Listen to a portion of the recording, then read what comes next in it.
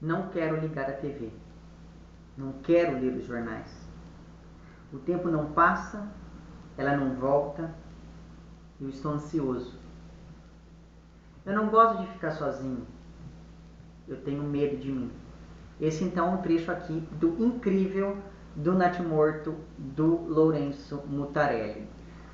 Esse livro aqui então é o segundo romance do Mutarelli, publicado em 2004. Se não me engano, a primeira publicação não foi pela Companhia das Letras, mas essa minha edição aqui, que é muito bonita por sinal, foi publicada por ela. Uma coisa que eu já queria chamar a atenção logo de início é que este livro aqui é um romance, mas apesar disso, ele é construído como se... Eu não sei se vai dar para vocês verem aí, mas ele é construído como se fosse uma peça de teatro. Então, antes de cada fala, há aqui a indicação do personagem que está falando.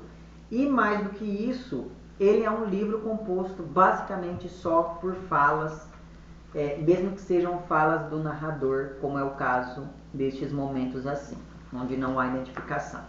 Enfim, este livro aqui virou filme. Eu ganhei, neste Natal, ganhei 3 romances do Mutarelli que viraram filmes e ganhei os 3 filmes também, que é o Natimorto, O Cheiro do Ralo e A Arte de Produzir Efeitos Sem Causas. É esse o nome? Eu acho que é. É um nome muito comprido, muito bonito.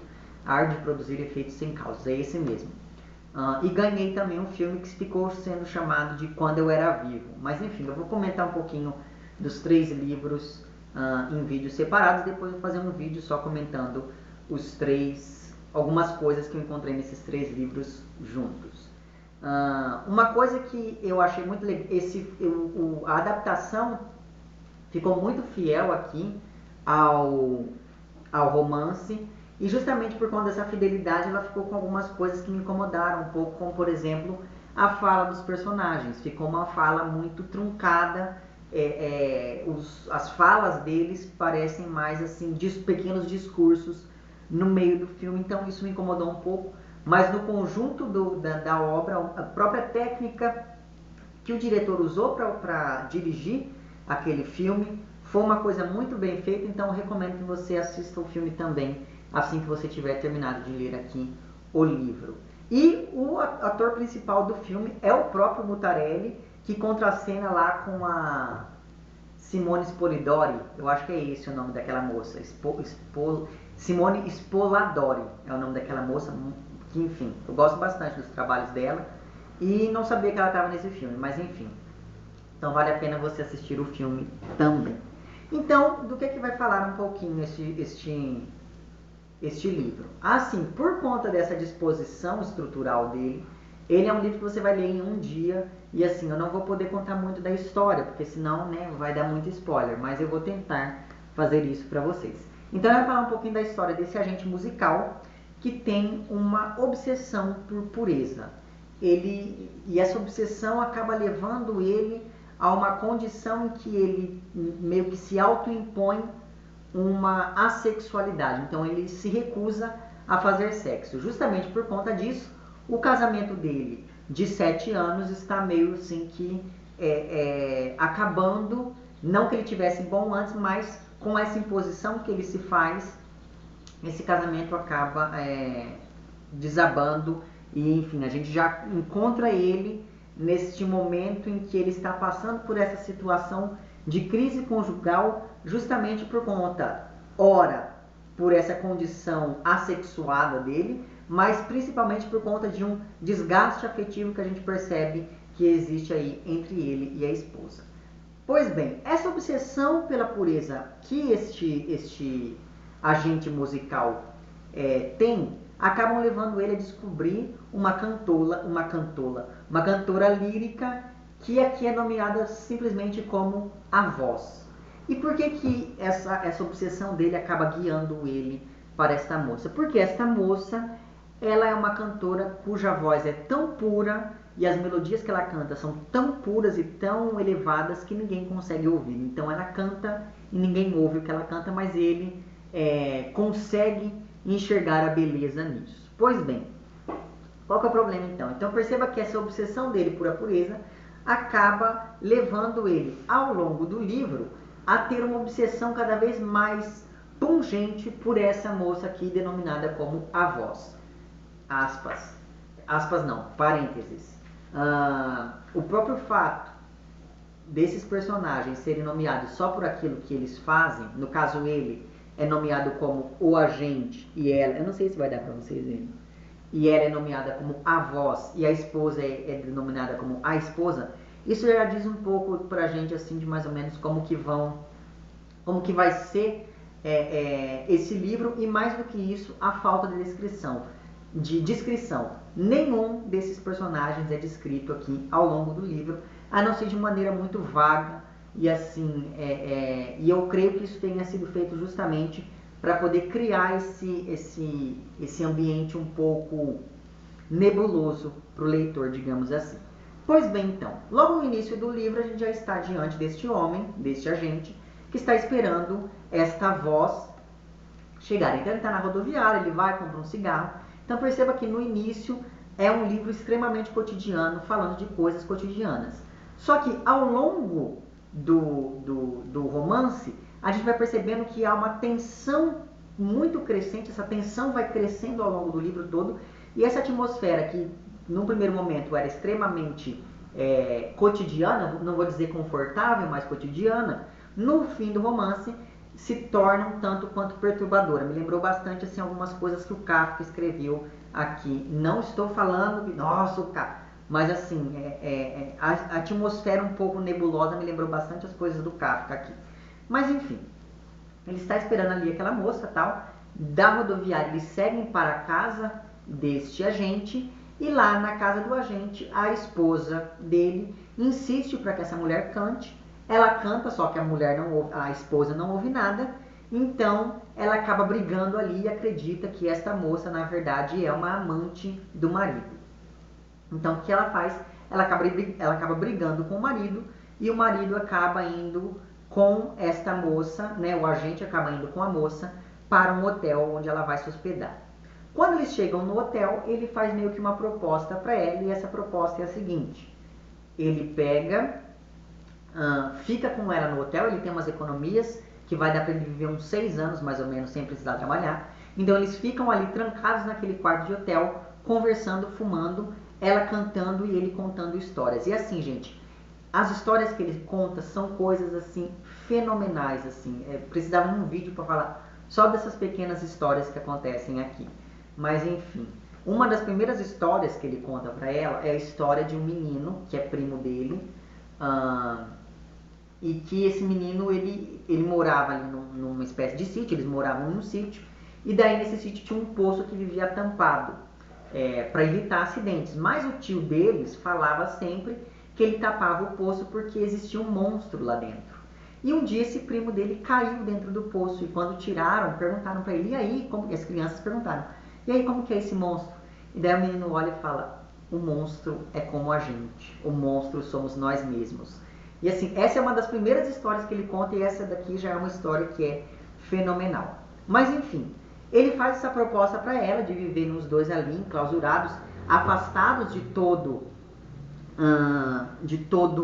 a realidade fora do quarto. Então perceba que esse quarto no hotel representa uma fuga do real, e essa fuga do real, essa possibilidade da fuga do real acaba gerando dois efeitos na leitura. Uma é de conforto, porque no primeiro momento é um ambiente extremamente confortável para ambos, mas quando a narrativa vai crescendo, esse conforto vai gerando uma sensação meio que de claustro, meio que uma claustrofobia, pelo menos eu fiquei com essa impressão aqui dentro do romance. Então, ele faz essa proposta, ela em um primeiro momento aceita, mas ela começa a perceber que isso não vai dar certo, porque ela não consegue viver só ali, ela precisa urgentemente sair e conhecer novas pessoas e fazer várias coisas, enquanto ele vai se isolando cada vez mais ali dentro, como se aquele quarto fosse de fato um útero. Então perceba ali que e esse convívio dos dois vai se tornando cada vez mais difícil, sobretudo porque ele sabe que ela, assim que conheceu o maestro, que é um grande agenciador ali, assim que ela conheceu o maestro, ela vai acabar indo para o lado do maestro, e ela vai acabar deixando o nosso personagem principal aqui sozinho. Pois bem, ao longo do livro, então, a gente vai observando nesse personagem aqui, nesse agente, a gente vai percebendo uma desumanização ao longo do livro todo. Ele começa nesse conforto e ele vai para essa atmosfera totalmente perturbadora, e justamente com isso a gente percebe como que ele vai se desumanizando ao longo do livro. E essa desumanização que vai acontecendo com ele se dá sobretudo porque a memória das pessoas fora dele, ou seja, a memória que ele tinha da família, dos amigos, enfim, fora daquele ambiente em que ele se confina, vai se desfazendo à medida que o romance vai passando, e à medida então que o romance vai passando, ao mesmo tempo que essa memória dos outros vai se desfazendo, ele vai entrando em contato consigo mesmo e em contato com o monstro que ele na verdade era. Lembra lá do que o priminho dele disse quando caiu no poço, que o monstro era parecido com eles todos. Então perceba que essa desumanização que acontece, esse afastamento do humano, mas ao mesmo tempo essa aproximação consigo mesmo, e esse eu do qual ele se aproxima é um eu não humano, ou um eu humano demais, acaba fazendo com que este livro apresente pra gente um personagem que é muito característico das narrativas pós-modernas, que é um personagem extremamente fragmentado, ou, neste caso, um indivíduo totalmente apagado. A gente vai observando aqui, ao longo do livro, o apagamento deste personagem principal. E há uma coisa muito importante que eu deixei para falar só agora, que é o seguinte: esse personagem fuma um maço de cigarro por dia. E daí ele, sabe aquelas imagens que tem no fundo do maço de cigarro? Ele interpreta aquilo como sendo as cartas do tarô.